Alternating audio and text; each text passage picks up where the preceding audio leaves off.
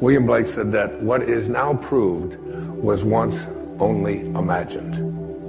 Now think about the importance of that. If you want to have something show up in your life, the kind of person you would like to become, manifest something new into your life, something powerful, whatever it might be, you obviously must first be able to imagine it. Your imagination. This is yours and yours alone. You can place anything into your imagination that you want to place there. Independent of what anybody else says about it, independent of what your senses tell you, independent of all the evidence that may be to the contrary, you can place into your imagination an I am that represents what you would like to attract into your life and make it come into fruition. Einstein's most famous quote, one of his most famous observations, he said, imagination is more important than knowledge. Knowledge is limited. Imagination encircles the world. Placing these I ams into your imagination, I had some of you I'm sure know about it because it's been all over the papers and so on, a diagnosis of leukemia a couple of years ago. And for a while, I kind of began to believe some of the things that were being told to me about what happens when you have this particular kind of leukemia. And I have instead, in the last year or so, had some of the most amazing, astonishing things happen into my life, where I have felt I was just so alive and so strengthened and so fully connected to my source, knowing. I mean, basically, I have a knowing in here that life itself is a sexually transmitted terminal disease, okay? I mean, that's basically the fact, all right? So I'm not saying that all you have to do is put into your imagination an I am that says I am and you're going to live forever. That isn't, but every moment that you do have until you are called can be a moment of exquisite, extraordinary power living from that place. And that's the decision that I made. I have never felt so powerful as I have the last several years, since I recognized the power that I have in my imagination to place something there and live from it. Einstein once said, if you want your children to be intelligent, read them fairy tales. If you want your children to be more intelligent, read them more fairy tales. It's one of the reasons I've taken to writing children's books, to give children an opportunity to explore that thing called their imagination from the time that they're just little boys and little girls. And what I have in my imagination is a do not disturb sign. And it's like mentally inside, I've placed that in there. I do not anyone to disturb or try to change around anything that I have placed in there about what is possible for me. So you never want to place into your imagination any thought that you would not want to materialize. You never want to allow in your imagination to be contaminated by the way life used to be. Your imagination is yours. Don't let any other people influence you. Never allow people's ideas about what is possible or impossible for you to occupy your imagination. I've called it, throughout my life, I've called it being a scurvy elephant. When I was in the 3rd grade, I was living in a foster home out in Mount Clemens, Michigan, and I came home from school and I talked to Mrs. Scarf and I said, Mrs. Scarf, what's a scurvy elephant? And she said, where did you hear that?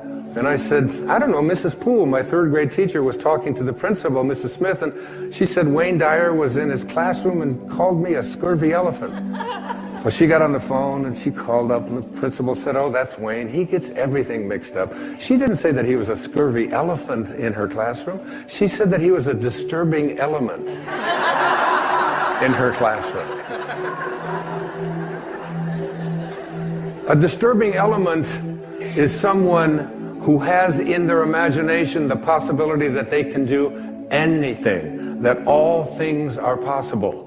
Again, it's one of those great lines from the New Testament. With God, All things are possible. Now you tell me, what does that leave out? What does all things are possible leave out? That doesn't leave out the possibility that we can defy gravity, that we can soar, that we can heal ourselves, that we can create magnificent prosperity in our life, that we can change the world.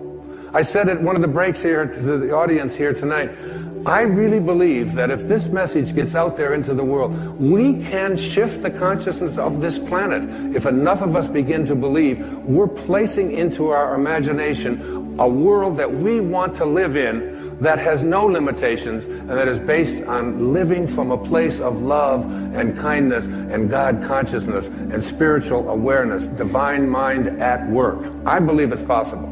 If enough of us begin to believe that we can create that kind of a world, if public television can put on these kinds of programs, which is why I am a part of public television, because this is what they broadcast. This is what comes into our homes. The energy of all things are possible, not the energy of violence and hatred and, and all of the silly stuff that you see so frequently on commercial and cable television, especially the violence and especially the rude communication between young children and their parents and so on. You don't see that here. It's why I'm here raising money for this station and all public television stations. Einstein, once again, this man of imagination, said logic will get you from A to B, but imagination will take you everywhere. That's the first of these wishes fulfilled foundations. The second foundation is very significant and very important. I call it living from the end. This is one of the harder ones for people to get, but I'd like you to go again to the New Testament. Look at Romans 4:17. In the presence of him whom he believed God, who gives life to the dead and calls those things which do not exist as though they did. And calls those things which do not exist as though they did. Those are very important, significant words. You have to be able to call the things which you have not seen yet materialize and manifest into your physical world. You have to be able to say to yourself, I call those things that I would like to become as if they already do. And you place into your imagination fearlessly the I ams which you would like to create for yourself. And when it's time for me to write another book, I don't even know what it's going to be. I just know that it starts germinating inside me. And it's like a calling, it's like a passion. And I'm over there at my writing space. And before I do, I come up with the title. And before I even write one word, I did it with this book, Wishes Fulfilled. I take a jacket, this isn't even my book. And I take this jacket and I ask the art department at Hay House if they will please design a book with this title. And I put it around another book, which I have done, and I set it on my writing space next to Ralph Waldo Emerson and Jesus Christ picture and Paramahansa Yogananda and my children and the people that I love deeply and profoundly in my life. And I look at it with 3 white candles that I light every single time I sit over there. And I look at that jacket. And it's as if I call those things, the book does not exist. I call it as if it did. When my leukemia diagnosis came in, the information that was sent to me continuously was, it's incurable. This is something that you can't change. And I would say to my children who would send me this, I would say, I'd really appreciate it if you didn't send me that kind of stuff. And they'd say, what do you mean? Why, Dad? Why wouldn't you want us to send that? It says that right in there. I said, what part of I am well is it that you don't understand? Because I have placed that into my imagination. I have a wonderful quote by the man I've cited before. His name is Neville, and it goes like this. He says, disregard appearances, conditions, in fact, disregard all evidence of your senses. That is what your eyes and ears tell you. that deny the fulfillment of your desire, whatever it is you want to attract into your life. Disregard appearances, conditions, in fact, all evidence of your senses that deny the fulfillment of your desire. Rest in the assumption that you already are what you want to be. For in that determined assumption, you and your infinite being, your extraordinary self, which is what this program is about, are merged in creative unity, and with your infinite being, God, all things are possible. God never fails, and you are a piece of that which never fails. And you are going to move beyond just being a piece and just being a fragment and just being a segment until it becomes your overwhelming knowing that you have within you this divine capacity. You don't need evidence of your senses. I wrote a book a few years back. The title of it, I had to get my publisher because they didn't understand it. They called back, they said, "I think you got this wrong." I said, "No, it's called You'll See It When You Believe It." Not the other way around. People will say, "Well, I'll believe it when I see it." It doesn't work that way. You'll see it when inside you have a knowing. And Neville also said, therefore, to incarnate a new and a greater value of yourself, you must assume that you already are what you want to be, and then live by faith in this assumption. Now, this flies in the face of so much of what you've been told, because you have a tendency to believe that what your eyes and ears tell you is reality. But this is what we know by our senses. Just this little tiny fragment. I can't even get, it's like a millionth of a millimeter. And all that is unknown is in the invisible, in the imagination.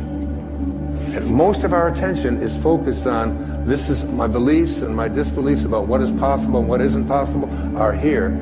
And it's an endless universe.